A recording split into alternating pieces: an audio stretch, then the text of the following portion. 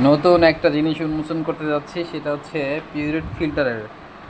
এই যে তারা পরে লাল হয়ে যায়, সেটা এটার মধ্যে এটা কিছুই না, এটা জাস্ট একটা প্লাস্টিক। এটা আমি ভেঙে এই যে তারা এখান থেকে কিন্তু পানি বের হয়ে যায়, ঠিক আছে? দুই পাশ ফোটা যারা আছে তারা জানেন। আমি এটা ভেঙে ফেলছি। ভেঙে ফেলার পরে এখানে পানি, এই যে ছিদ্রটা দেখা যাচ্ছে এখানে লাইট জ্বালায়া, এই যে লাইন, এইটা দিয়ে এই পাশ থেকে দুইটা ছিদ্র, এখান থেকে এটা আসে, এইটা যে আবার এখান দিকে এইটা যায়, এটা দিয়ে এটা ভিতরে গিয়ে তারপর এখান দিয়ে আসে। আসলে লাল জিনিসটা এটা কিছুই না, এটার মধ্যে কোনো কিট নাই।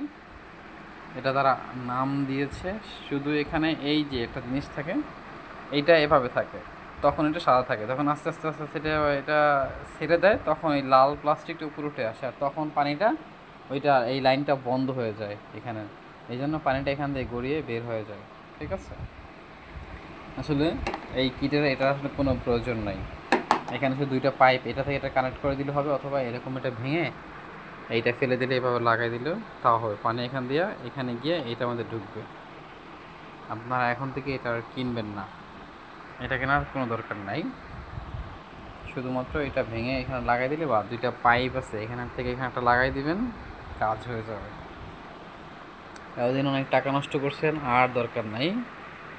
এখন সবাই আমার বুদ্ধিটা কাজে লাগান। আর এই প্রতিষ্ঠান যেভাবে মানুষকে ঠকাইছে এত বছরের পর বছর, এখন আর মানুষের ঠকাইতে পারবে না।